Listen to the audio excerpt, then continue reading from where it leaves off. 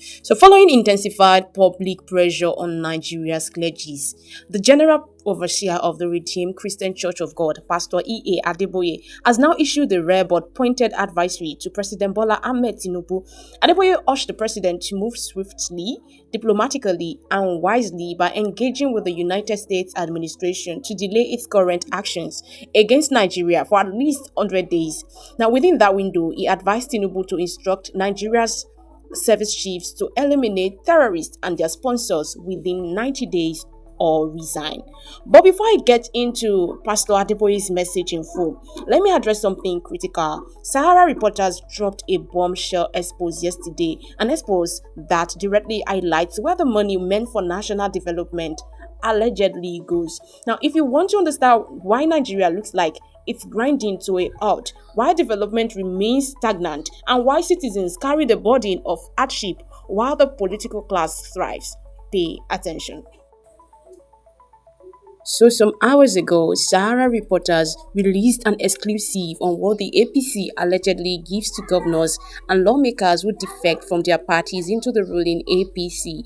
And the figures are staggering. Now, in case you've been wondering why governors are defecting from their political parties into the now ruling party APC, here is why. So, according to Sahara reporters, each governor who defects to the APC is offered 250 billion naira. Each senator receives 1 billion naira. Each House of Representative member is given 500 million naira. Now, this alleged scheme is orchestrated directly from the presidency and supervised by top officials around President Tinubu. Now, the breakdown for governors: 100 billion naira upfront once they show commitment, and 150 billion naira after a formal defection ceremony. So let that sink. So recently we saw Governor Caleb of Plateau State, Governor Umo of Akwa Ibom State, and Governor Fubara of Rivers State defect from their political parties into the APC. Now, before that, other governors made similar moves, claiming they wanted to better serve their people and align with APC's vision for development. So they make excuse that it's a political thing, and truly, I agree, it's a political thing. But according to Sahara reporters, it is not a political thing. It is. It is about driving Nigeria into a one-party system to further increase their menace on Nigerians. But if the Sahara reporters' allegations are true, the real vision appears to be a cash-driven political realignment. Now, the article states this is a part of a broader agenda, an alleged financial enticement program designed to empty the opposition and consolidate power. Now, this is why when you see wave after wave of defections, you shouldn't be surprised. So when people see such enormous incentives, the question becomes, why wouldn't they cross over? Because this is a lot of money free of charge. So this right here is what many Nigerians have been talking about. A government wrapped around misappropriation, sharing taxpayers' money among the political elite, while citizens bear hardship, inflation, insecurity, and unemployment. When we say it's a government of the elites, by the elites, and for the elites, we are not mistaken. Billions are allegedly being distributed for defections, yet the country claims to have no money to fix power, roads, education, healthcare, and security. We keep borrowing, borrowing, and borrowing. It is well with this. These are the reasons development is invisible. Funds that should build schools, roads, hospital, and security infrastructure are allegedly circulated internally amongst politicians. Meanwhile, citizens are told to sacrifice, endure, and brace for hardship. Look at the contradiction. Subsidy removed to save money. Governor's allocation increased. Billions allegedly used to buy political loyalty, and so on and so forth. So when a government quarrels politically with a rival, the federal government is quick to declare a state of emergency. But when communities are destroyed, when people are killed, when women and children cry for help, there is a deafening silence. Now, this is why Nigerians feel abandoned. This is why trust is shrinking. And this is why Adeboye's statement landed with so much weight. Now, let's return to Pastor Adeboye's message. He advised President Tinubu to urgently appeal to the United States for a 100-day delay in its pending action regarding Nigeria's security designation.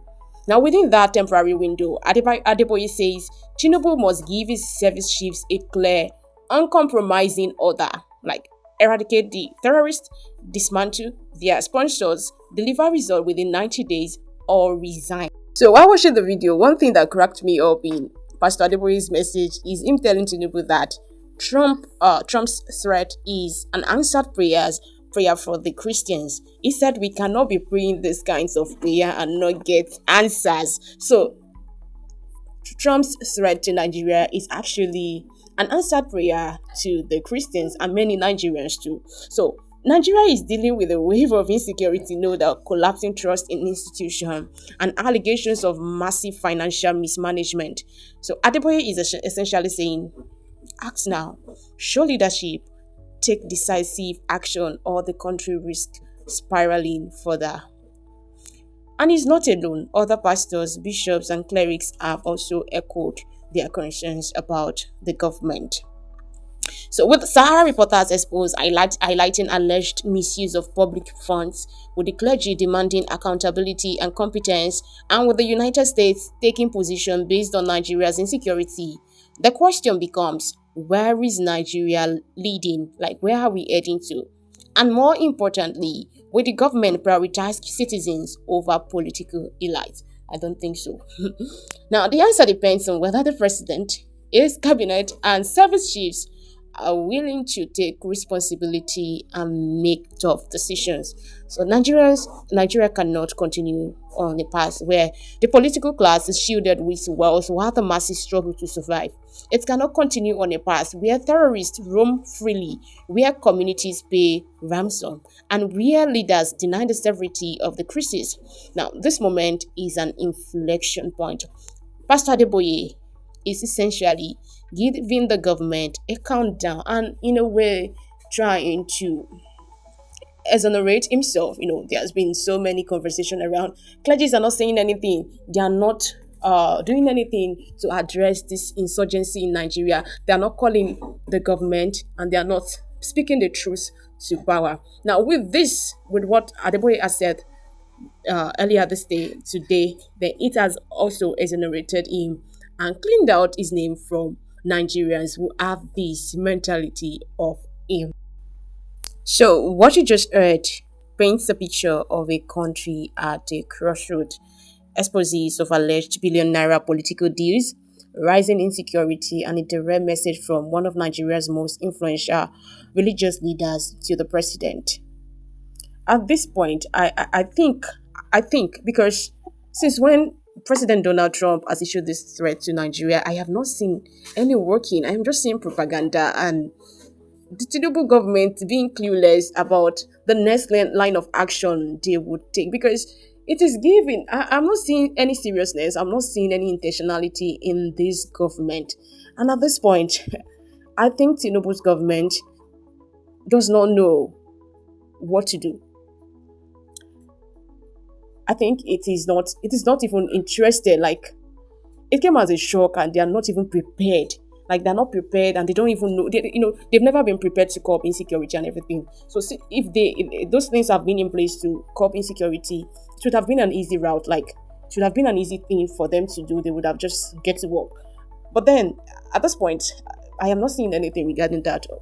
I'm not seeing anything. I'm not seeing practically anything. All I'm seeing are propagandas and just things on newspapers and blogs. They are not practical. So, enough of my rants now. Now, I want to hear from you. Do you think Adeboye's advice will force the government to act decisively? Or do you think this is just him trying to wash out his image from what some Nigerians think about men of God and Christian clergies in Nigeria? And do you believe this alleged defection for cash deals? Do you think it's something that's happening because this expos, like, see, no wonder they're just defecting to APC. So do you believe it? And do you think Nigeria can stabilize within 100 days if the president acts boldly? Drop your thoughts in the comment section. I'm reading everything. And if you found this breakdown useful, please hit the like button, share, and also drop your comment in the comments section. Thank you for watching. This is Oluwatosin.